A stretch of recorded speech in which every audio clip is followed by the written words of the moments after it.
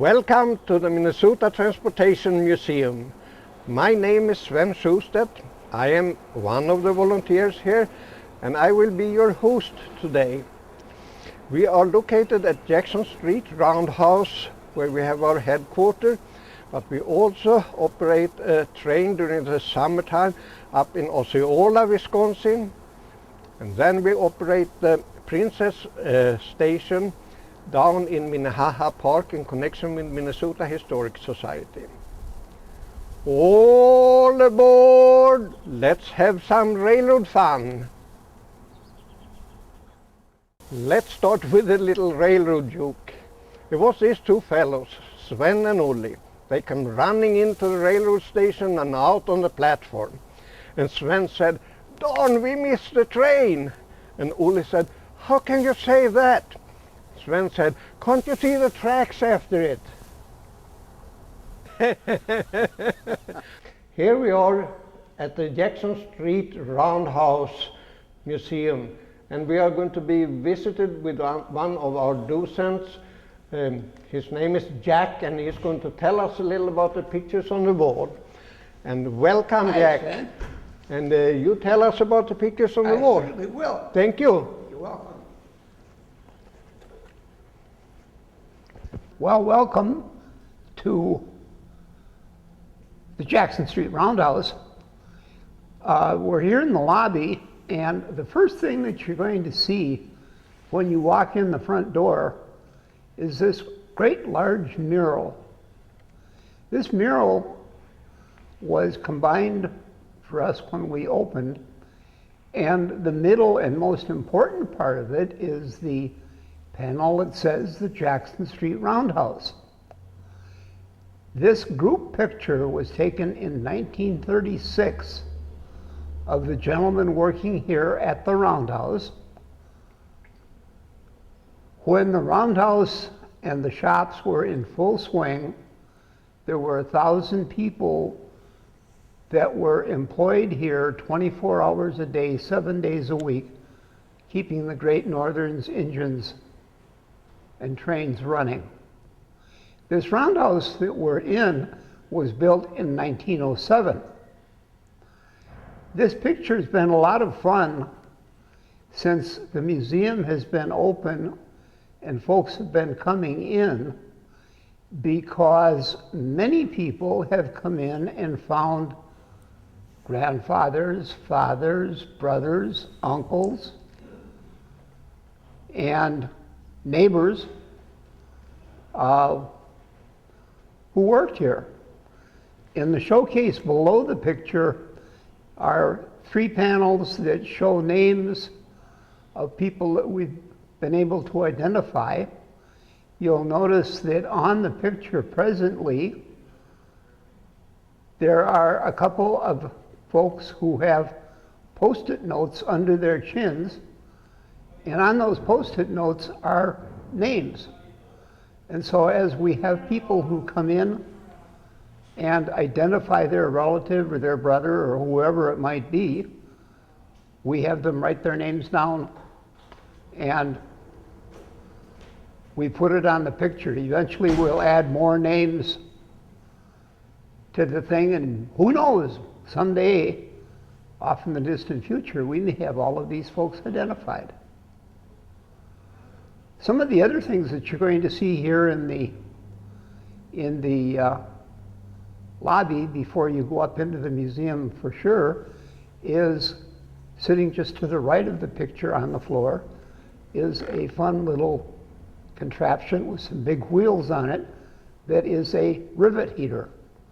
When they used to work on the big engines that needed to be riveted together, this thing, they would build a fire in it and they would heat the rivets to white hot and beat them into place with a rivet gun to put the engine back together again. So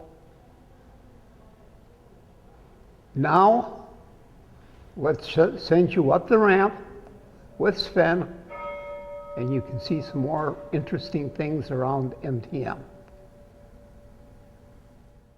Now we have come up the ramp and into the museum part. And here, in addition to the real big trains, we have model trains also.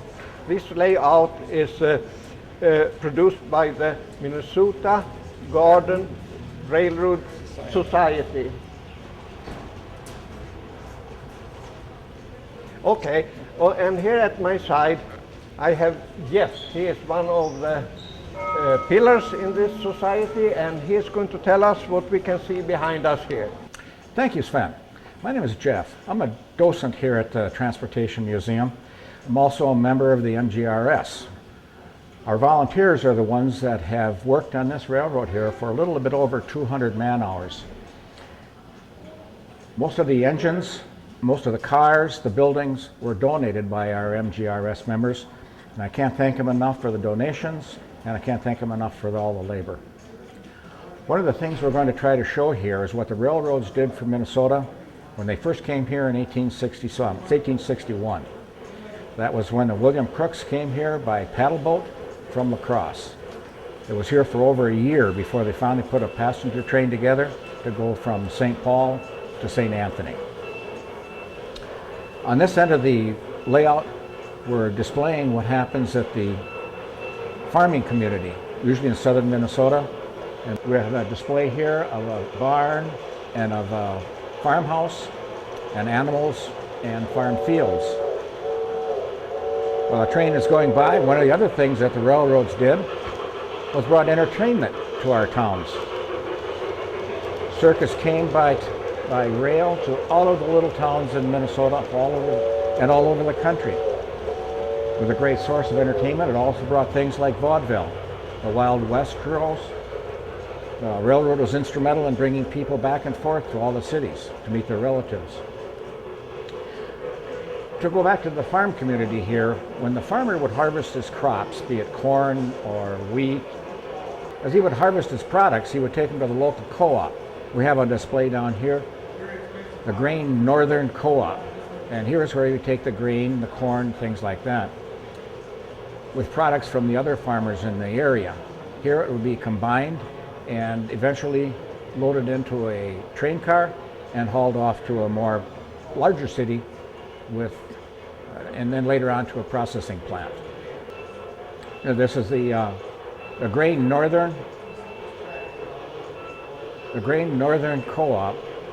We also have a soon-to-be ice house and a soon-to-be corral, where the farmers collect all their animals and ship those to market.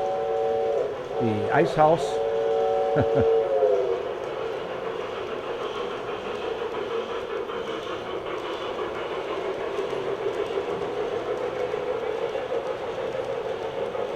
Our ice house represents where the ice is collected from the lakes throughout the winter months, and then it's stored, and then the ice is put into the insulated rail cars for the farmers and the ranchers to ship the perishable foods to market in a refrigerated car.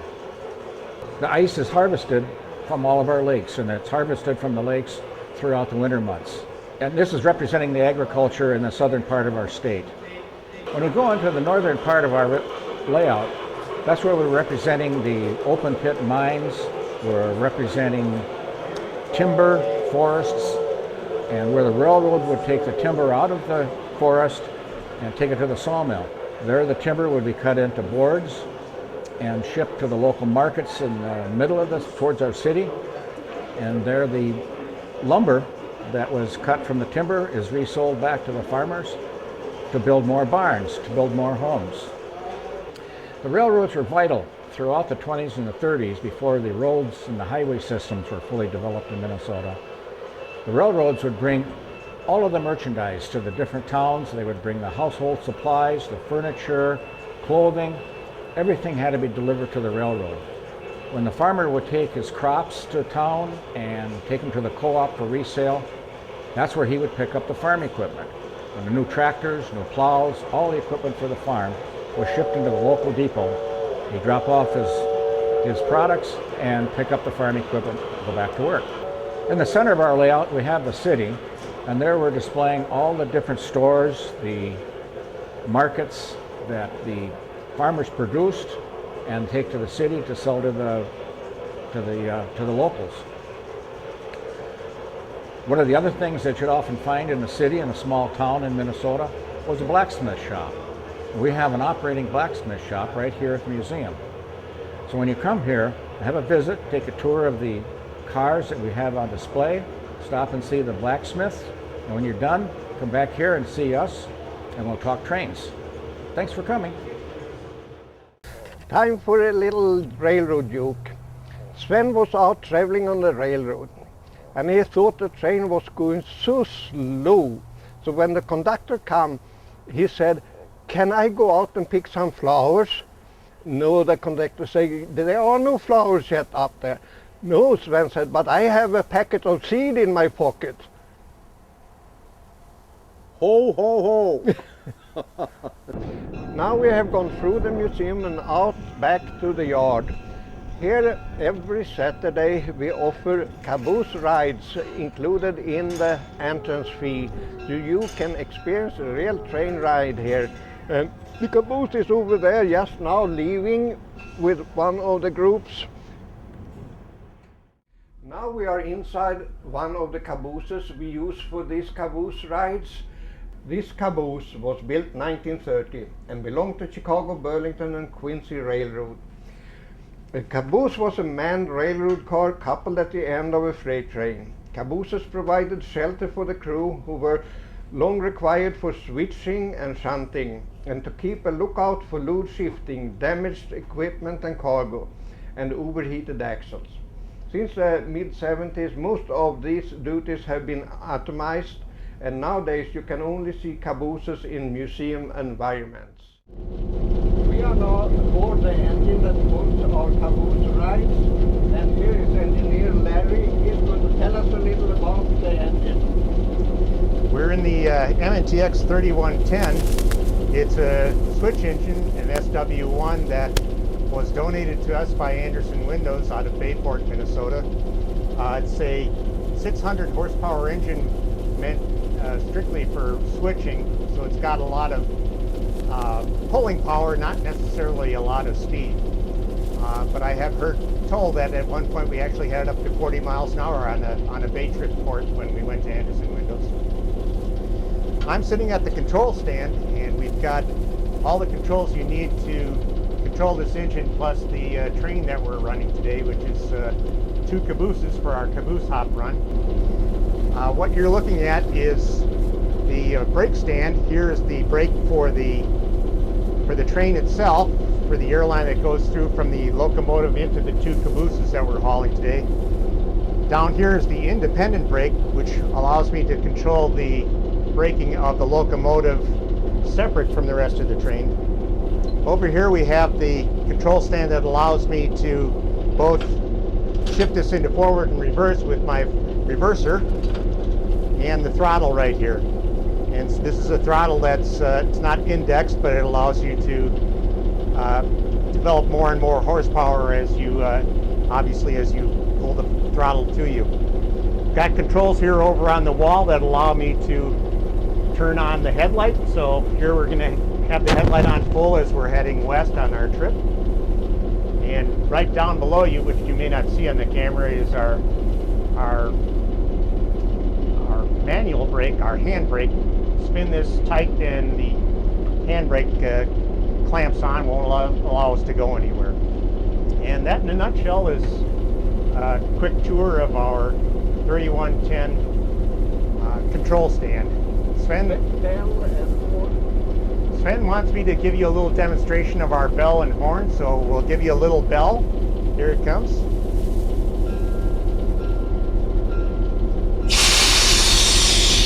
And then a little toot on the horn. And that's how we let people know we're coming or we've arrived. Thank you very much, Larry. Thank you, Sven. Thank you.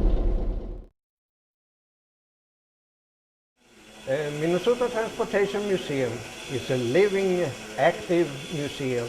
Among many other things, we have our own blacksmith shop where we can manufacture parts for our rolling stock and other things. And the blacksmiths are part of the Minnesota Metal Guild. Guild of Metalsmiths. Guild of Metalsmiths, thank you. And we will let Larry, one of our blacksmiths, take over and explain what's going on here. Thank you very much, Finn. Welcome. This is the Jackson Street Roundhouse Blacksmith Shop. This is one of a few blacksmith shops that are available for visitors in this Twin Cities area. What I'm going to do today is give you a brief instruction as to what a blacksmith does. Here at the museum, we make parts like small bolts and clips for the rolling stock and the steam engines. When we're not doing that, we make a variety of fun things for ourselves and for the members of the museum. What I'm going to do today is I have a piece of 5/16 metal, cold, in the fire. I'm going to heat it up to our working temperature, which is 2,000 degrees. And from that, I'm going to make another twist. So, as I'm doing this, I'm going to heat this metal up to 2,000 degrees. That's our working temperature. Something is kind of interesting before I continue with that. If we go over 2,220 degrees, the metal actually burns. This spike used to be about this long. We left it in the fire just to prove how